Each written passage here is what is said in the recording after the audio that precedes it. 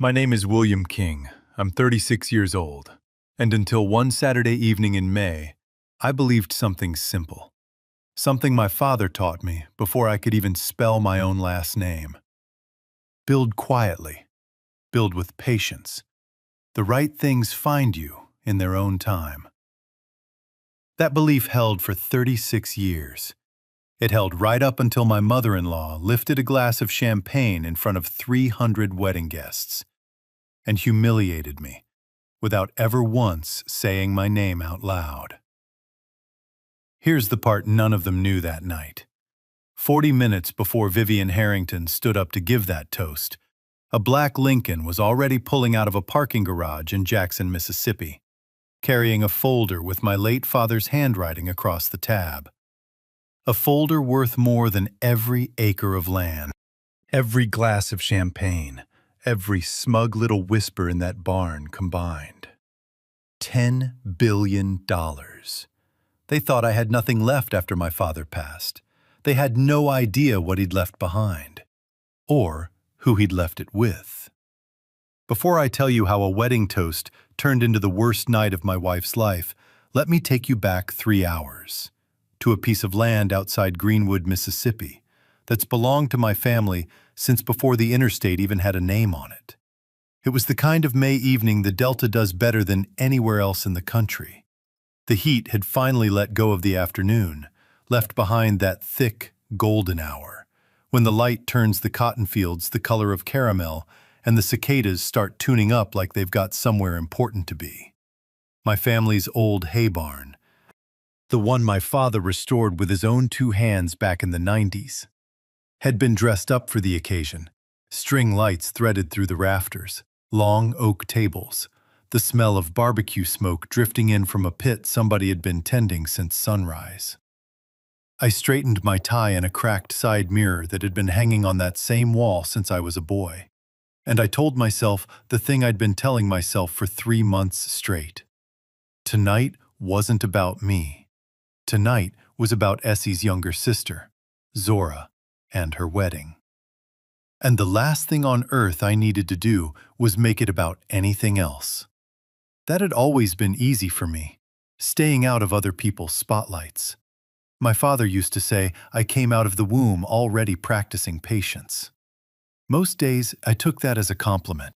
I'd spent 15 years as an architect designing buildings nobody ever thanked me for by name, and another 8 quietly funding small rural schools nobody knew I had anything to do with at all. I liked it that way. A man doesn't need his name on a thing to know he built it. Essie found me by the drink table, laughed when she noticed I'd missed a button on my jacket. "You'd forget your own head some days, William King." She fixed it for me with that easy, polished confidence she'd always carried, the kind that used to make me feel lucky, and lately, more and more, had started making me feel small in rooms I used to feel steady in. I let it go, the way I let most things go that year. My wife had a way of making a room feel like it had been arranged just for her, for most of 13 years. I hadn't minded sharing that light. There was a version of Essie, years back, who used to fall asleep with her hand flat against my chest, like she was checking my heart was still going. I couldn't tell you exactly when that version of her went quiet. I only know that somewhere along the way, I'd stopped expecting her to come back. We took our seats near the front of the barn, close enough that I could see her mother's face clearly when Vivian Harrington rose from her chair, tapped a spoon against her glass 3 times, and waited for the room to settle. "Some girls," Vivian said, her voice carrying clean across the barn the way a voice only carries when it's used to being listened to, "marry for money. They marry for land." She paused a half-second longer than she needed to, just long enough for 280 pairs of eyes to drift, almost by instinct, toward me. "But my daughter, my Essie, she married for the heart." The room laughed. Somebody near the band whistled. Essie laughed loudest of all, squeezing my hand under the table like the 2 of us were in on the same joke together. I smiled the way a man smiles when the whole room is watching to see if he will. I didn't trust myself to do much else. That's when Essie's Apple Watch lit up against her wrist, angled just enough toward me that I caught the message a full second before she did. It was from her brother, Darius. 4 lines, glowing pale blue against her skin in the dim barn light. Told you he'd stay quiet. Phase 2 starts the second this wedding's over. The back 40 and the old parcels are as good as ours. I didn't move. I didn't say a single word. I just looked down into the champagne in my hand and watched my own knuckles go white around the stem of the glass. 2 weeks earlier, Essie had asked me, almost in passing, whether I planned on selling the land behind the barn, since it was just sitting there, not doing anybody any real good. I'd told her it wasn't for sale. She'd smiled, kissed my cheek, said, "Just thinking out loud, baby." I'd let that go, too. My father's voice came to me then, the way it sometimes still did, low and even, the way he used to talk on the porch after supper. Silence is not weakness, William.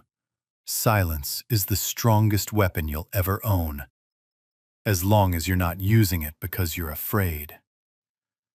I wasn't afraid. Not anymore. I set my glass down, careful, deliberate, and looked out across that barn at every laughing, satisfied face that had no idea what was already quietly in motion behind it. Because what Essie and her family had mistaken for 13 years for a husband who'd simply learned to keep his head down was about to turn out to be something else entirely. And the man already turning his Lincoln off Highway 82 toward the farm that very minute wasn't coming for the wedding. He was coming for me. A man can stand in a room full of people who claim to love him and still feel like the only stranger in it. That's exactly how I felt slipping out from under those string lights, laughter still rolling behind me like a wave I just managed to duck under in time. I told myself I only needed air. The barn was thick with bodies and barbecue smoke, and nobody questions a groomsman who steps outside for 5 minutes. Not even when that groomsman happens to be the bride's brother-in-law, the only black landowner in 3 counties whose family has been farming the same dirt since before most of the guests' grandparents arrived in the Delta. Behind the barn. The night had gone that particular shade of dark Mississippi does so well, thick with cicadas and the smell of damp soil that never quite dries out. Not even in May. I stood near the old equipment shed, hands in my pockets, and let myself breathe for the first time in an hour. That's when I heard them. I recognized the first voice before I even saw who it belonged to. My wife, Essie, and her younger sister Zora, the bride herself, still in her gown, the hem already gathering dust along the bottom, tucked into the shadows near the propane tank.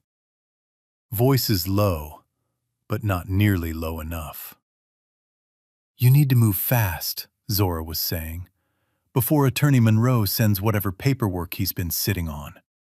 Mama said he started getting things ready to transfer over to William last month.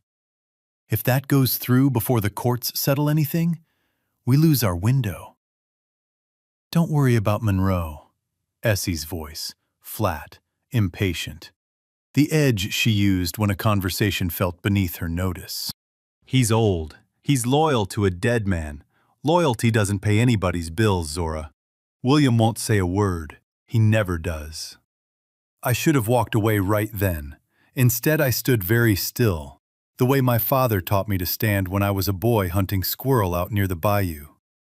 Still enough that the world simply forgets you're standing there at all. A twig snapped under my boot. Just one. It was enough. Essie turned, quick, the way people turn when guilt's already sitting heavy on their shoulder. And in that motion, something slipped loose from the pocket of the light jacket she'd thrown over her dress, fluttering down into the grass at her feet. By the time she'd composed herself enough to notice, I'd already eased back into the dark beside the shed, my pulse going harder than I wanted to admit to myself. I waited until both of them had drifted back toward the lights. Then I crossed the grass and picked it up. A single folded sheet, soft along the creases the way paper gets when it's been carried around for weeks. Opened and refolded more times than its owner probably wanted to count. At the top, a law firm letterhead, out of Jackson, Mississippi. Below that, 6 words that tilted the whole night sideways under my feet. Land Transfer Agreement. William King. I read it twice before I trusted myself to breathe normally again. I didn't understand all of it standing there in the dark. Not yet. But I understood enough. Somebody had been preparing legal paperwork with my name on it. And it hadn't been me. I folded it back along its own crease, tucked it into my breast pocket, right over my heart. The way you carry something you're not quite ready to look at straight on yet. I hadn't even gotten my breathing all the way settled before Darius found me. There he is. Darius Harrington had a particular way of walking up on a man, like he was doing him some kind of favor just by showing up at all. He clapped a hand on my shoulder, a little too hard, held it there a little too long. William, my man, let's just be honest with each other tonight. All right, I said. My sister's daddy never liked you. You know that? Not from day one. Said you were too quiet for his taste. Quiet men make Harrington men nervous. Always have. He laughed at his own joke, the kind of laugh that wants company and doesn't much care whether it actually gets any. But hey, your daddy's gone now, God rest him. So what do you really have left these days? Be honest with yourself. I didn't answer. I'd learned a long time ago that some questions aren't really questions at all. They're just a man trying to hear himself talk in front of an audience of one. Darius shrugged, turned to head back toward the music, and muttered, not quite to me, not quite to himself. The way men talk when they've half convinced themselves nobody's really listening. Mama should have made him sign that power of attorney last year, while there was still a clean chance to. He walked off whistling something tuneless. I stood there with that piece of paper burning a slow hole through my jacket pocket, those 2 sentences ringing in my ears like a bell somebody had struck a little too hard. My phone buzzed against my hip. Unknown number. I almost let it ride to voicemail. Something in me said not to. Your father told me that if anything happened at this wedding, I should send this. Trust Monroe. He knows everything. I read it 3 times. Standing alone behind a barn that had belonged to my family for 3 generations, while 280 people laughed and danced not 80 feet away from me, none of them aware the ground under all of us had already started to shift. I knew that number. It belonged to Mr. Otha Reeves, a farmer out past Indianola who'd nearly lost 40 acres to a banknote 3 years back. The same 40 acres I'd quietly helped him keep, with strict instructions to my father's attorney that nobody, including Otha himself, was ever meant to learn exactly where that help had come from. If Otha had received instructions from my father, specifically for tonight, that meant my father had known something was coming. Known what, exactly, I still couldn't say. But he'd planned for it the way he planned for everything. Years ahead, quiet as a held breath. Never once tipping his hand before the moment he'd chosen for it. I reached into my pocket, not for the folded paper this time, but for the small brass key I'd carried on my key ring every single day since the morning we buried him. It didn't open anything I'd ever found. It never had. My father had pressed it into my palm 4 years before he died. His big hand wrapped clean around mine and said only this: "You hold on to this key, son. One day you'll need it to open what I locked away." I hadn't understood him then. I'd taken it for sentiment. The kind of thing older men hold on to when they feel time getting short on them. standing behind that barn, with a stranger's land paperwork in my pocket and my brother-in-law's voice still hanging thick in the humid air. Those words didn't sound like sentiment to me anymore. They sounded like a warning, set in motion years before any of us had walked into that barn. What I didn't know standing there was that the next knock on that barn door wasn't going to be another guest arriving late to the party. So let me ask you something, because I still think about it. If you found proof, in the middle of a wedding, that your spouse's family was already moving to take land that's been in your family for generations, would you confront them right then and there? Or stay silent and let the truth find its own time? The way I did? Drop a 1 if you'd have spoken up on the spot, or a 2 if you'd have waited it out like me. Because 40 feet from where I was standing, the truth was already turning up the driveway. And it was about to answer that question, whether I was ready for it or not. At exactly 10:36 p.m., headlights swept slow across the gravel drive. A black Lincoln Town Car rolled to a stop right at the edge of the party, almost like it had been timed down to the minute. I knew before the door even opened who was sitting behind that wheel. I'd known the second Otha Reeves's text lit up my screen.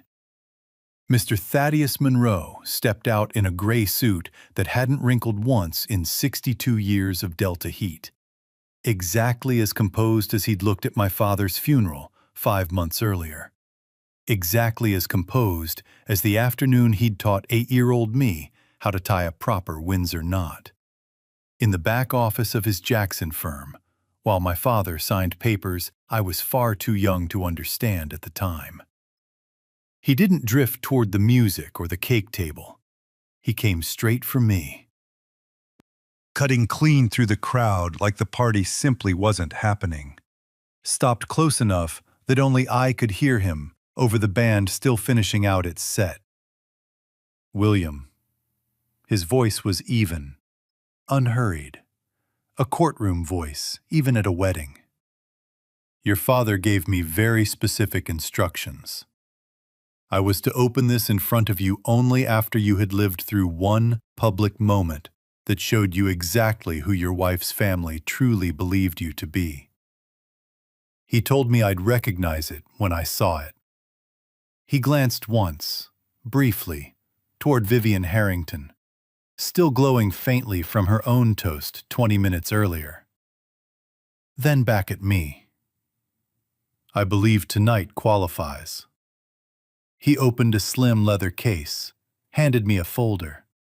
The same kind of folder, I realized, that had likely been riding in that Lincoln since well before the wedding ever started, which meant my father had set this particular clock running long before any of us had even walked into that barn tonight. It was the very transfer agreement I'd already seen a copy of, the one that had slipped out of Essie's pocket behind the equipment shed less than an hour earlier. Monroe had no way of knowing that. I almost told him. I didn't. Elijah King was not simply a farmer who happened to own some good bottomland, Monroe said, low enough that the dancing nearby hadn't yet noticed anything was wrong. Your father spent 30 years quietly building something most people in this state never knew existed at all. Agricultural land holdings across 4 counties, partnership stakes in 3 regional agricultural corporations, investment positions dating back to the early 90s, compounding the entire time, without a single soul outside this firm aware of it. He looked at me steadily.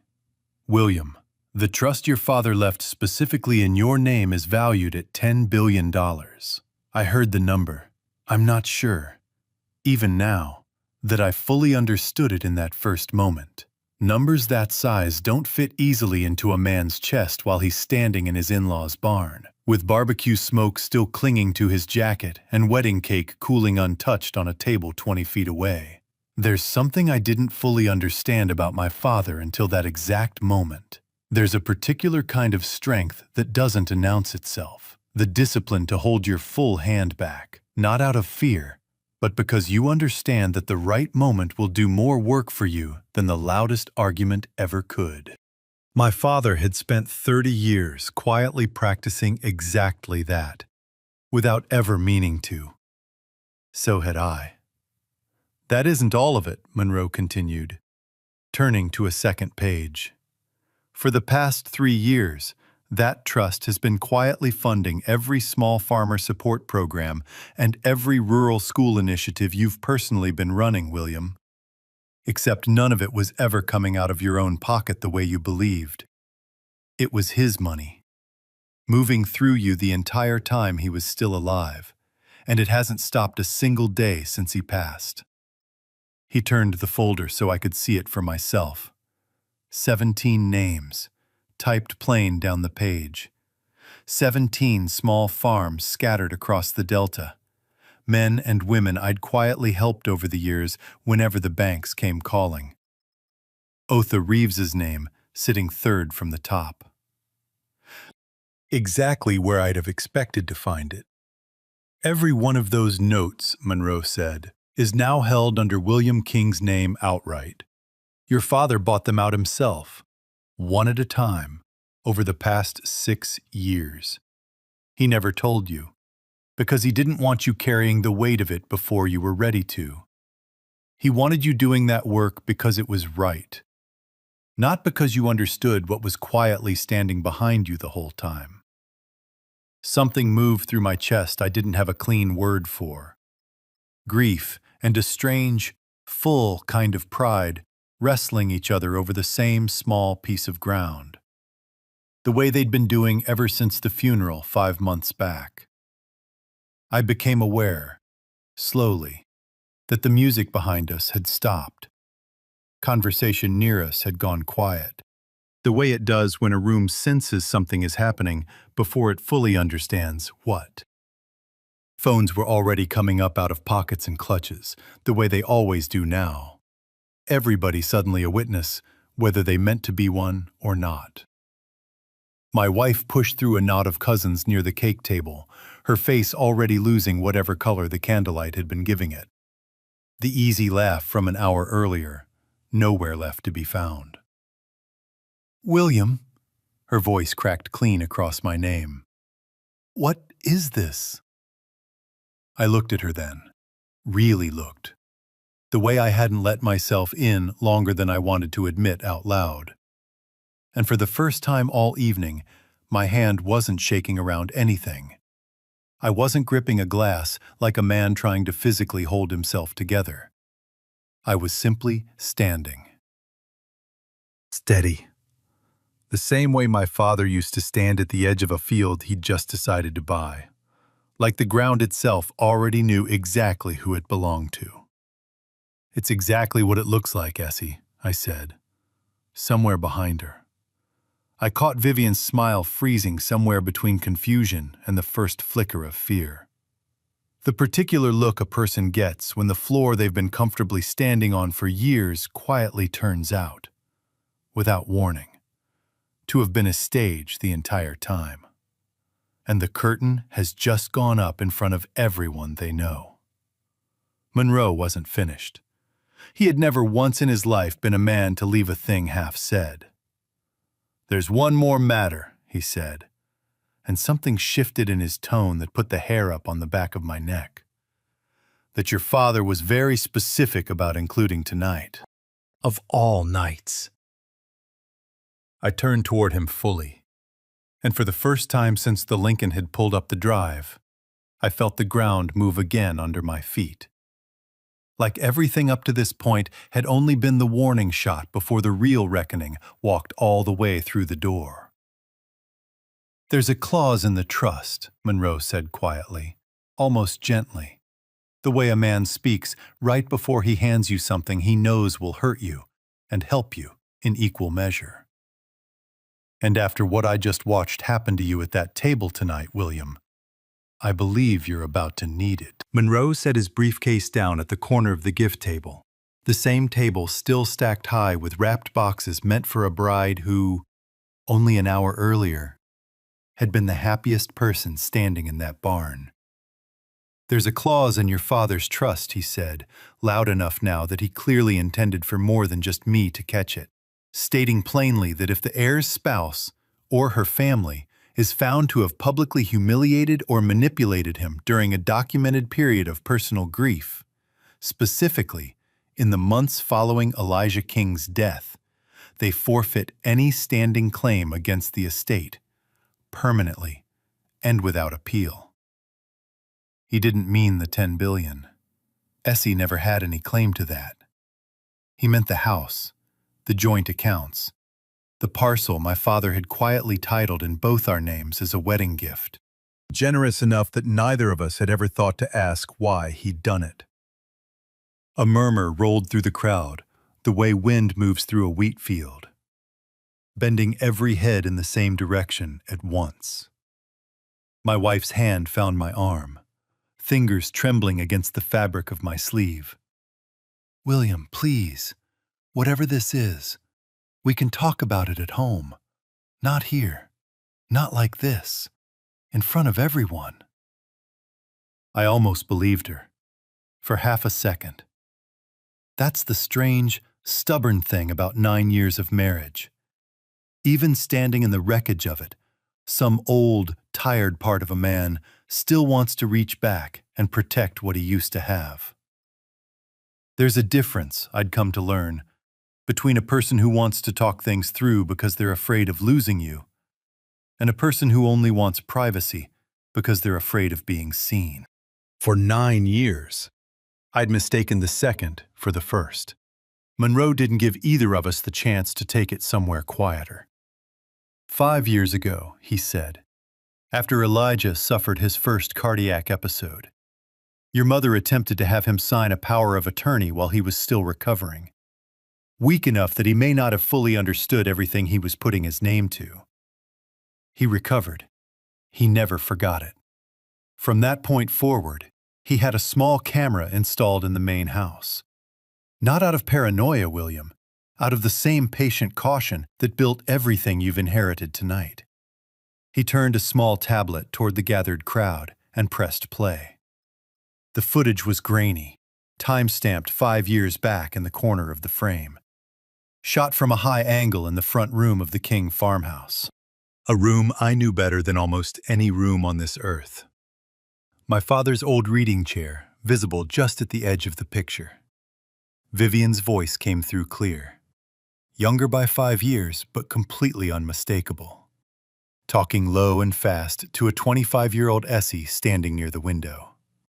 William is too much like his father, Vivian said on the recording. The quieter he gets, the more dangerous he is. We have to move before he turns into exactly what Elijah is. Young Essie, on the screen, nodded along. Arms crossed tight over her chest, already in on it. Already learning the long patience it would take to wait out a man for years still to come. The barn had gone dead silent, except for cicadas drifting in through the open doors, and somebody's toddler fussing 2 tables back. 300 guests, and not a single one of them said a word. What that footage showed wasn't only a mother coaching her daughter. It was something that goes deeper than strategy, triangulation, where one person quietly turns 2 others against each other, so the resentment never has to be claimed by whoever planted it in the first place. Vivian never had to call me an enemy to my face. She only had to make sure Essie did the calling for her. One small decision at a time, for 9 years. Essie's eyes went somewhere I recognized. That place a person goes when they're running the math in real time, trying to find an angle, any angle. Still working the room even as the room turned. This is ridiculous. The footage could be anything. Her voice cracked halfway through a sentence she'd already stopped believing herself. Then she went down to her knees. Right there on the dance floor. The same floor where she'd taken her first dance as a sister of the bride not 2 hours before. Sobbing into both hands. Her careful updo coming loose at the temple. Mascara already starting to track down through her composure, along with everything else. Vivian's mouth opened, and for the first time in the 9 years I'd known her, nothing at all came out of it.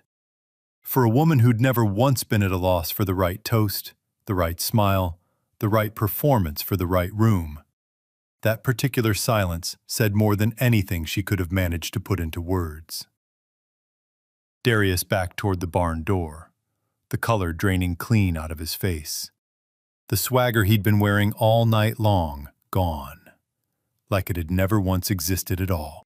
An older cousin of Essie's family, a man I'd only ever known as Uncle Roy, who had sat across from me at every single holiday table for 9 years, without once asking me a real question about my own life, passed close behind me on his way out toward the parking lot and muttered, just loud enough for me alone to catch it, "You deserve every bit of what's happening to this family tonight." I didn't answer him either. I'd run clean out of things I needed to prove to that particular side of the family. I looked down at the woman who, until that exact moment, I would have still called my wife. Still on her knees, 2 dark lines tracking down a face I had woken up beside every single morning for 9 years.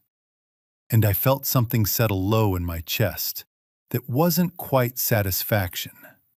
It sat closer to relief. The particular kind you feel when a wound you've spent years pretending isn't infected finally gets properly lanced.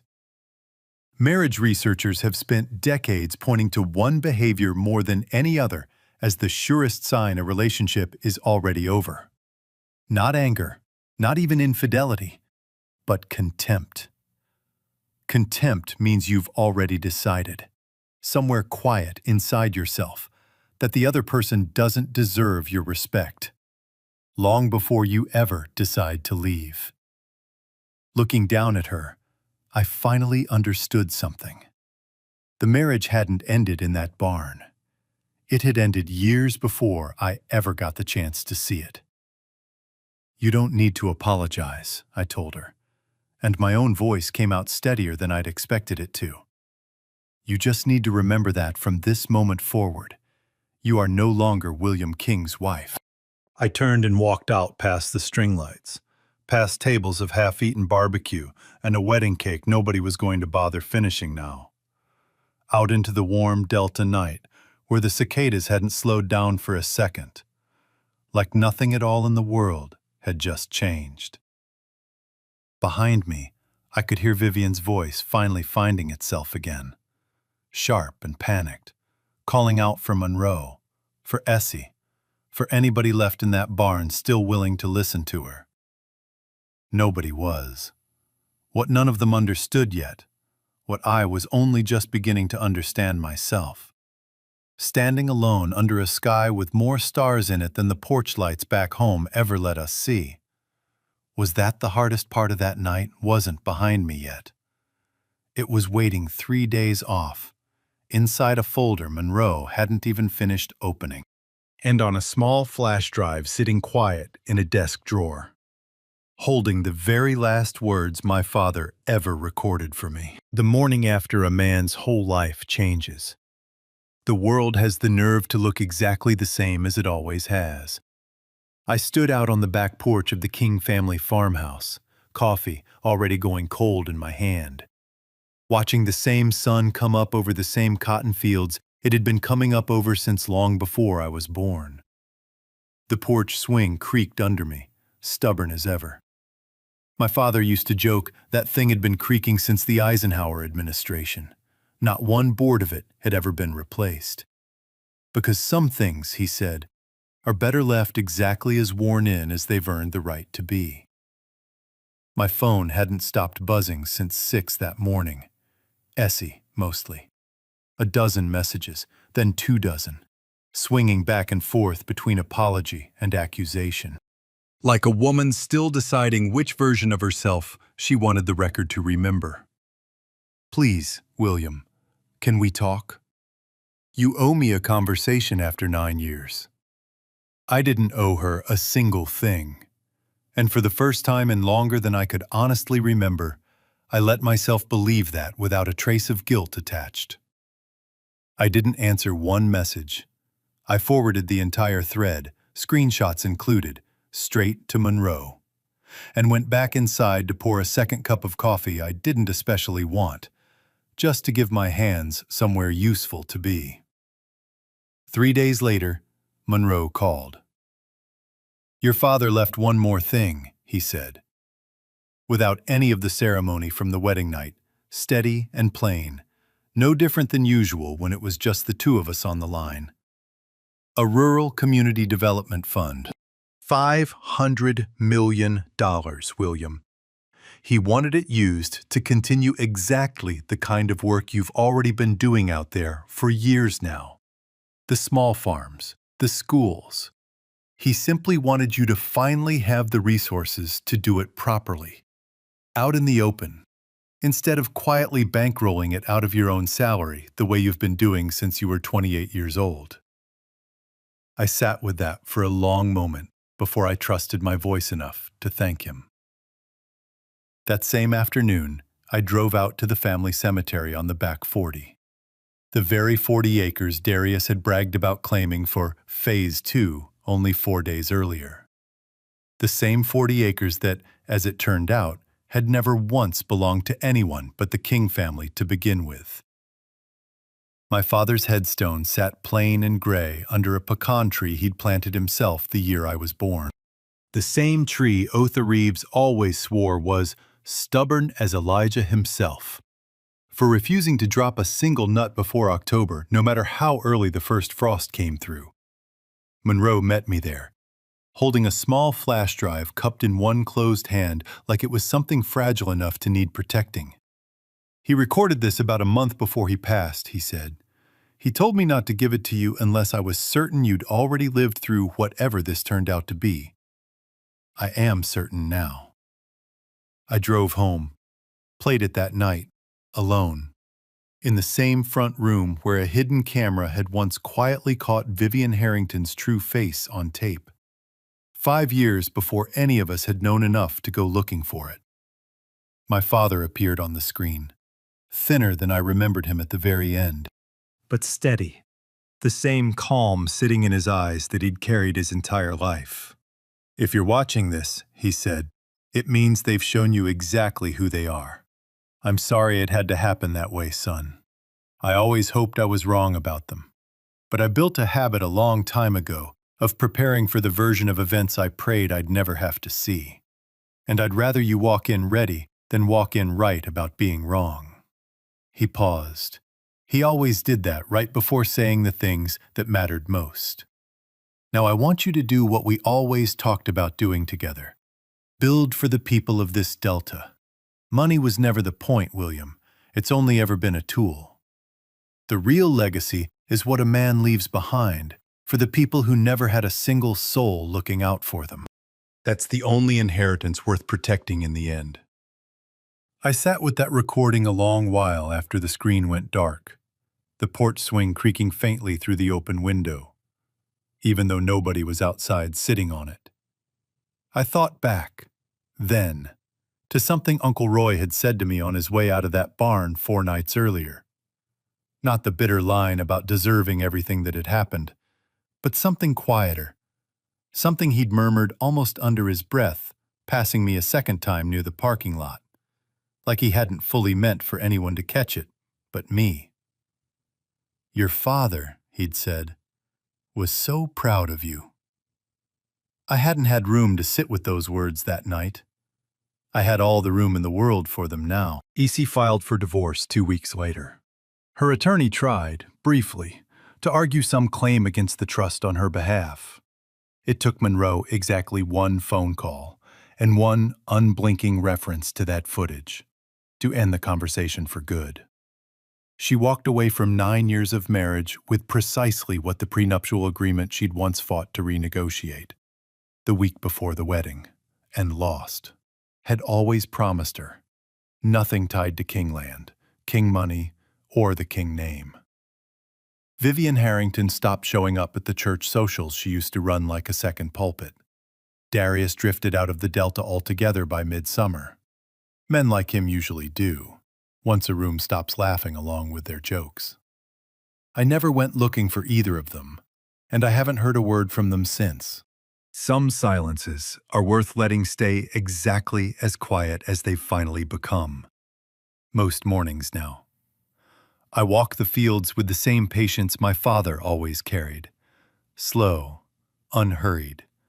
Like the land itself has all the time in the world and fully expects a man to match its pace.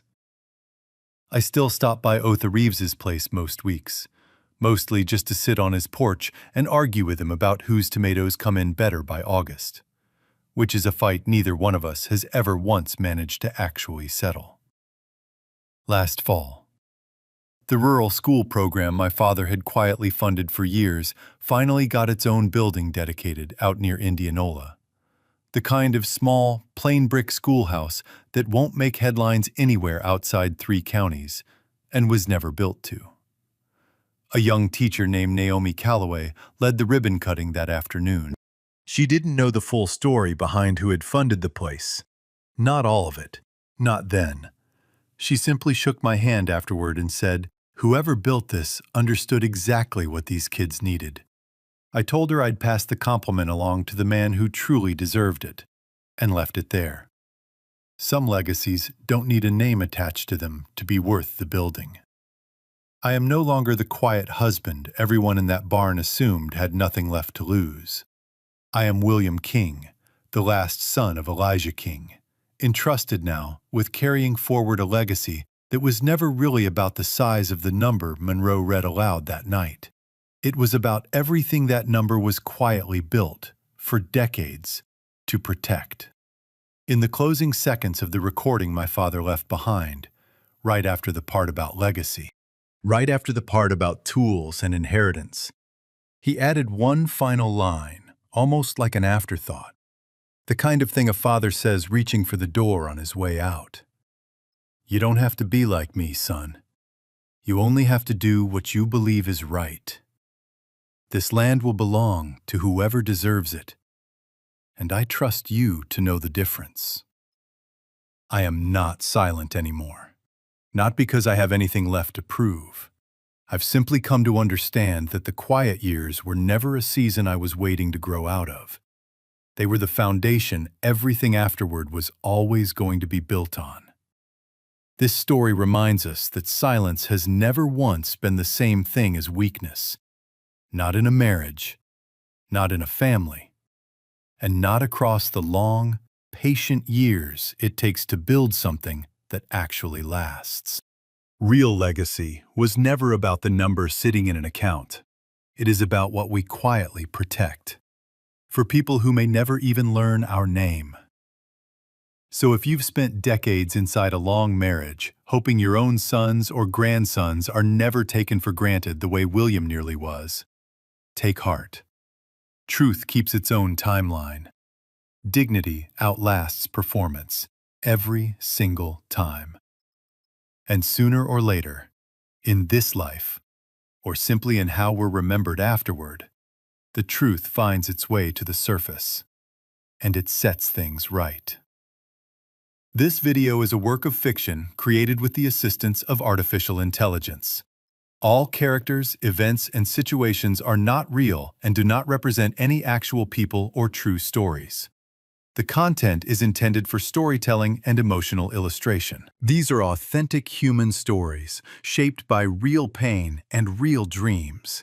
AI helped with grammar, flow, and structure, but the heart, the moral weight, and the life-changing lessons belong entirely to the human creators and their audience. Production team story and screenplay by Quinn Fung. Character development and visual conceptualization by Chris Wynn. Video scripting and scene adaptation by David Wynn.